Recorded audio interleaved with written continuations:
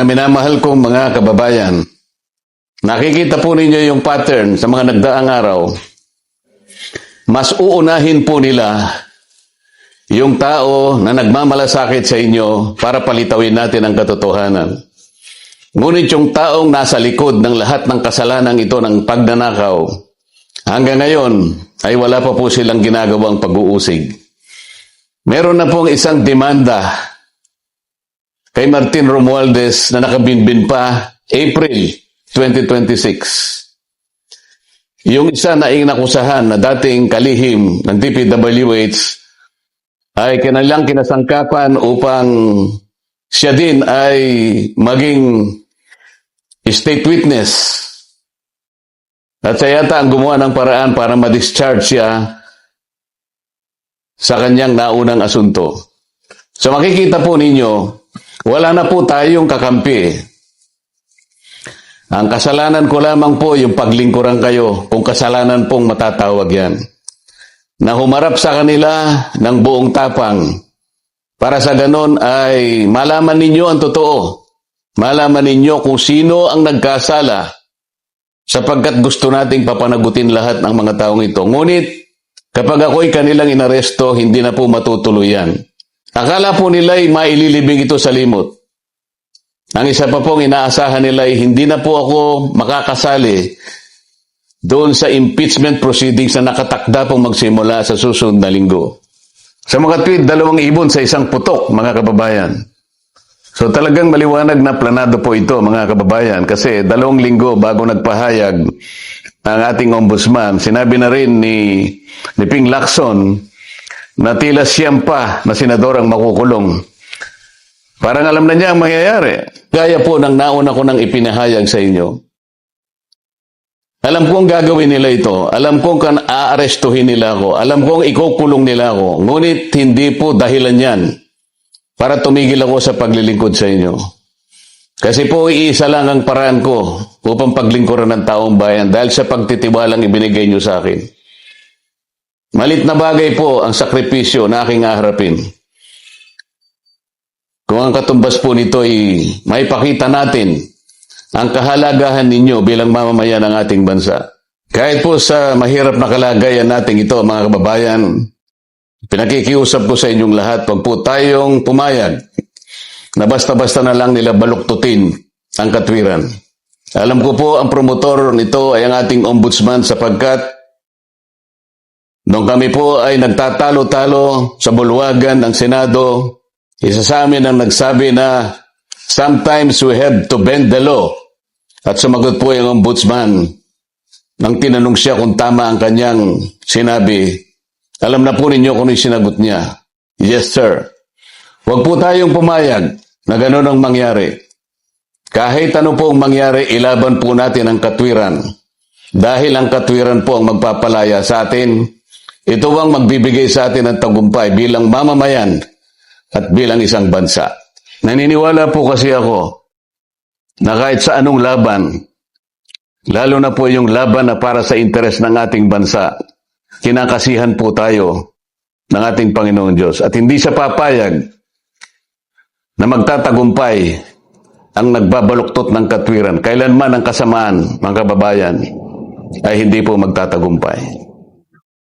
Senator Marcoleta, definitely, for resolution na. We're about to file it already. This week in Marcoleta. Yeah. Magkasan pa yan ng kaso na, sa sandigan na yan. Ha? Plunder. Ha? Kasama po dito yung mga correspondence niya, sila defensor, yung mga na-implicate po natin. Kasama sila. I don't know kung same forum yan, no? Same forum. Yan po ang announcement ni Ombudsman Boying Rimulya. Magpapail na ng kaso. Nakatakda na raw po sila maghain ngayong linggo sa Sandigang Bayan ng kasong plunder laban po kay Senator Rodante Marcoleta at dating Congressman na si Mike Defensor. Kaugnay ng umano'y hindi pagdideklara ng 75 million pesos na campaign donations. Binibigyan ko po ng din hindi daw po dineklara ang 75 million pesos campaign donations noon pong 2025 midterm elections. Ayon po kay Ombudsman Boying Rimulya, Nakahanda na po yung kanilang resolusyon sa naturang kaso at isasampa na po nila ito sa lalong madaling panahon. At sinabi rin niyang may iba pang correspondent na isasama sa pareho pong kaso.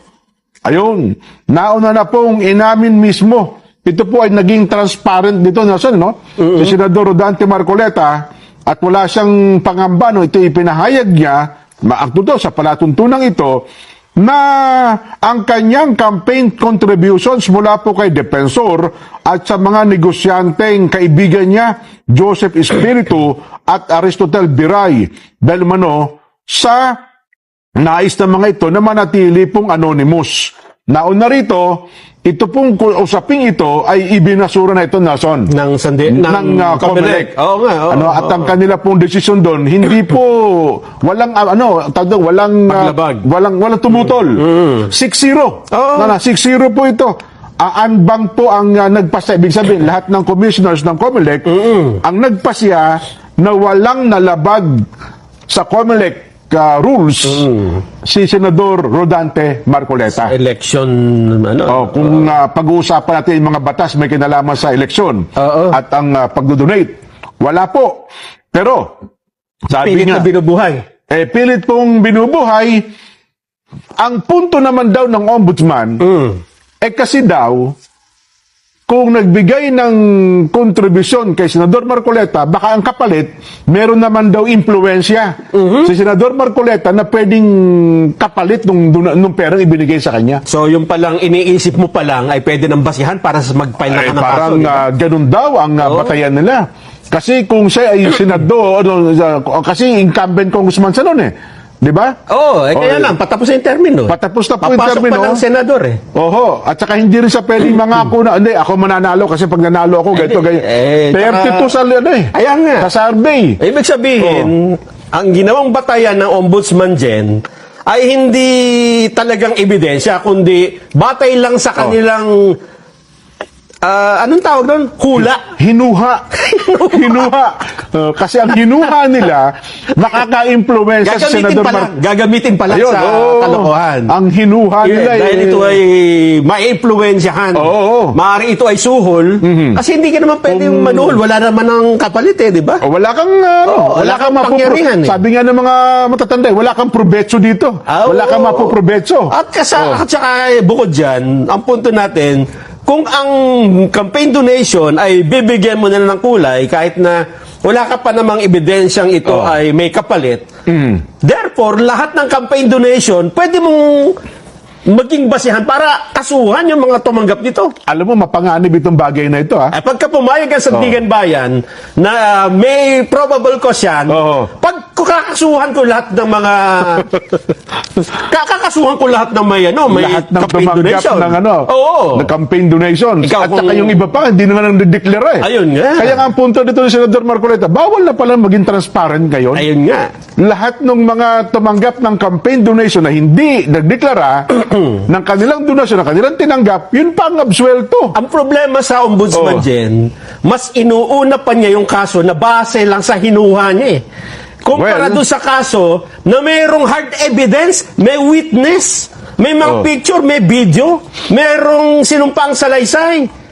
Ang sabi kasi ng ombudsman, Nelson, kami niya, may karapatan kami kahit na napanaginipan lang namin, pwede kami mag-imbestigate. Pwede naman. Kasi motu proprio power ng ombudsman, ganun, kahit na sinulat mo na sa ticket ng bus, diba? Tapos na itapon mo yung ticket ng bus, nakuha ng taga-ombudsman. Gagawin niyang meron ebidensya. daw ganitong nakawan sa ganito. Ang imbestigahan to. Ano ang batayan mo? Nakasulat sa ticket ng bus may ganun. Kaya lang, Jen, sa isang tao kasi, ang priority ng isang tao, doon mo siya makikilala di ba? Doon ka ma-identify. Halimbawa, ang priority mo ay paggawa ng mabuti, mabuting tao ka. Ay, siyempre. Pero kapag ang priority mo ay pagkakasuhan, ang nagsasabi na at nagtuturo kung sino ang sangkot sa flood control, protector ka ng flood control mastermind. Yun ang, hindi mo rin maalis sa isipan ng tao yun, yun ang hinuha natin. Yun ang hinuha ng iba, ng ating mga kababayan. Ang problema ko ngayon dyan, saan ko kakasuhan ang ombudsman? doon sa hinuha ko na siya ay nagpoprotekta doon sa... Wala. Impeachment mo, i-file ka ng impeachment complaint laban sa ombudsman. Hindi ba Kasi pwedeng- impeachable official yan mahirap namang ganon dahil sa, siyempre, mahabang Proseso, proseso. oo. Hindi ba pwedeng sa kalsada ko gawin to? I-announce ko na. I-announce ko na yan. Oo. Di ba? Hindi ba pwedeng dun sa ombudsman mismo, dun sa tapat nila, doon ko sabihin na, kinakasuhan ko yung ombudsman nyo. Bakit? Kasi mas inuuna pa niya yung batay lang sa hinuha niya kaysa dun sa kaso na may matibay na ebidensya. May witness. Merong ebidensya, may mga dokumento. Ba't kukunin mo, unahin mong kasuhan yung... Bigla ko ito rin naalala na noong DOJ Secretary pa si Secretary John Boying Rimulya. Kasi dati, di ba, nung siya hindi pa DOJ Secretary, maraming kaso ang DOJ na laging talo. Kasi hindi daw airtight, hindi, may silang tinatawag di ba? Tama. Kaya pinataas niya yung evidence level na isasampan ng mga piskal, sa mga Hindi korte. ka basta magkapile ng Hindi, kaso hindi, kung hindi may ko- butas, di ba? Kasi hindi pwede. magi-dismiss Yes, sayang lang yung effort nila. Kaya dapat daw airtight, talagang matibay na matibay. Para pag isinampa ng piskal, ng DOJ sa korte, dapat guilty yung kinakasuhan nila. Yes. Kasi pero- magsasayang ka lang ng resources Yun na nga, yun na Magpapile ka ng kaso, walang kakwenta-kwenta. Sayang lang. Pero ngayon sa ombudsman, parang naiba ang Hindi. sitwasyon. Kaya nga yung kaso ni Senador Joel Villanueva, hinog na, pero hindi pa pinapile kasi hinihinog pa lalo. hihinugin pa lalo. Ganun ba? Yun ang nakapagtataka. Bakit yung hinog na ay pinapahinog pa, samantalang itong iniisip mo pa lang, Kinakalburo pa hinog. ipapile mo na. Binihinog sa pilit Ayan nga. Well, sabi naman sa part naman ni Senador Marcoleta, nakahanda naman daw po siya magpa-aresto. Ayun nga. Sabi niya, Wala talagang kasi yun po yun ay utos ng korte. Halimbawa, At diba? yung mga law enforcers naman ay sumusunod lang sa utos ng korte. Kasi pag hindi nila sinunod dyan, mabigat ang kasasapitin ng ating mga law enforcement agency. No? So, Totoo yun. Oo, wala tayong problema kung yan ay talagang umusad. Ang problema natin ay yung ombudsman kung bakit sa ganon, di ba? yun. Ngayon lang ako nakakita ng ganon dyan na hindi nyo ba naisip yun, mga babayan? Merong flood control anomaly. Ang tibay ng mga batayan Ang nila. laki, ang daming mga witnesses.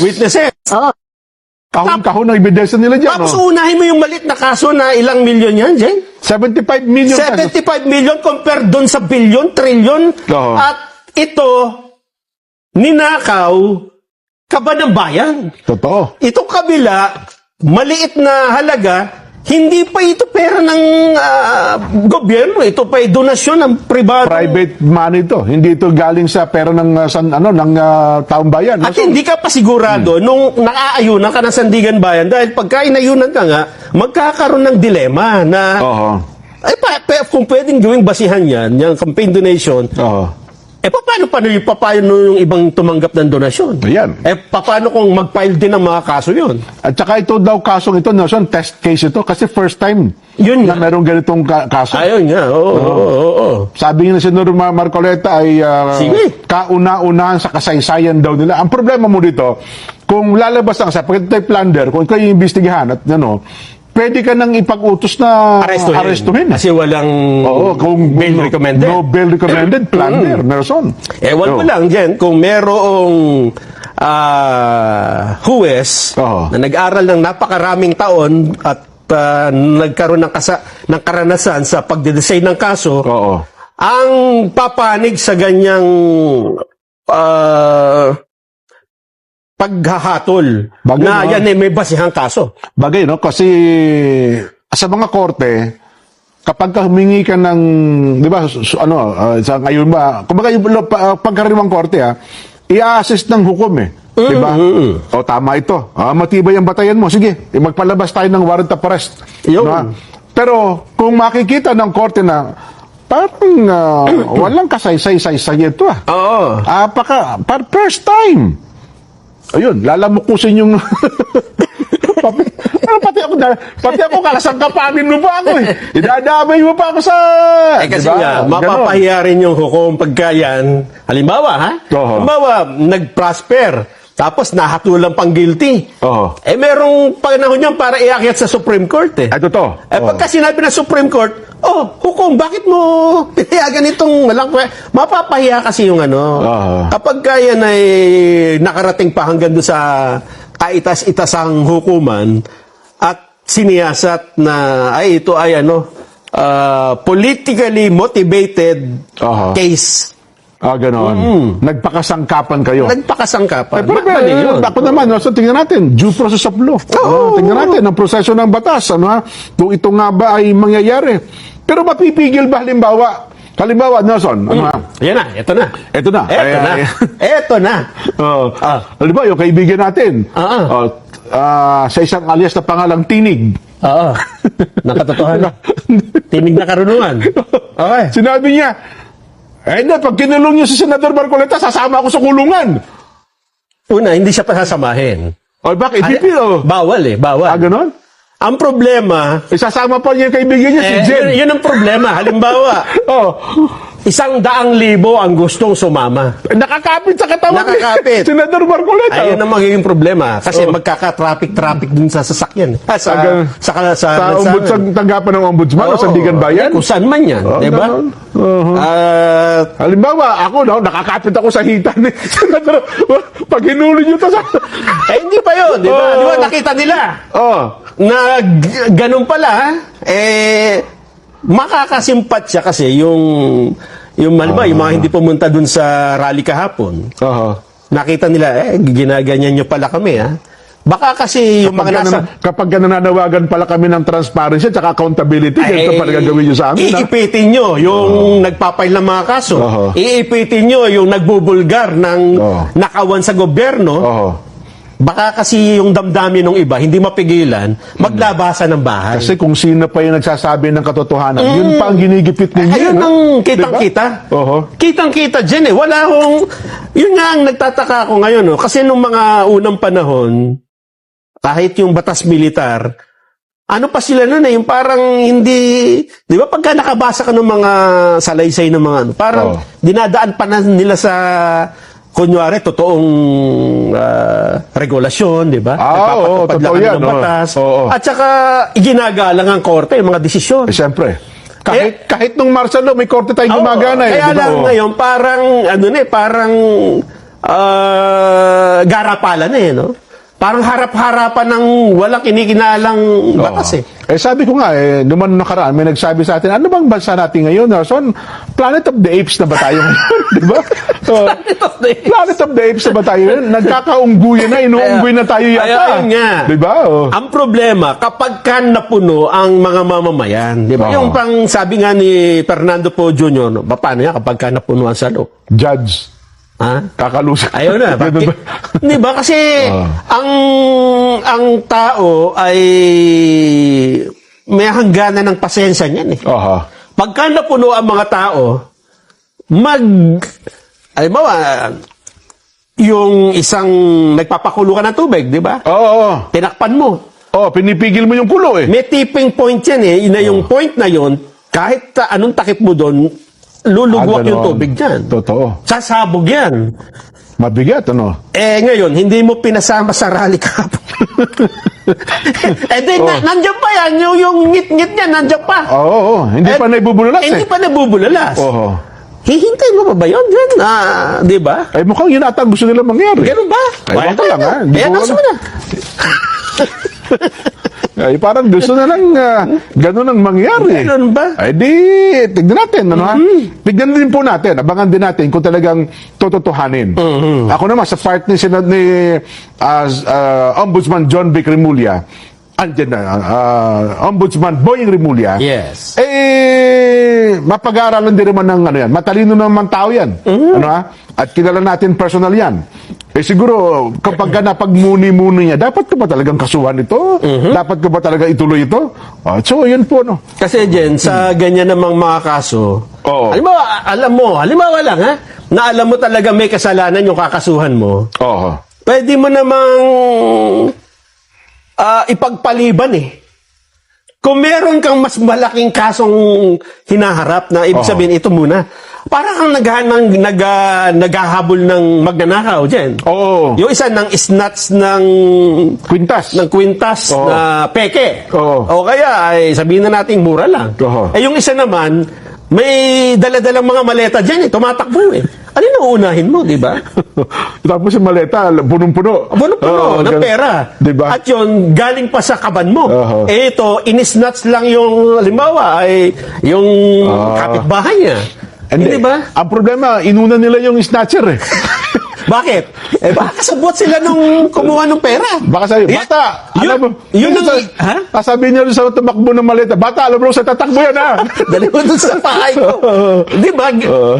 Maiaalis ba ng isang karaniwang Pilipino na gano'n ang isipin? Aha. Kasi kung ikaw yun dyan, ay hindi ko gagawin muna ito.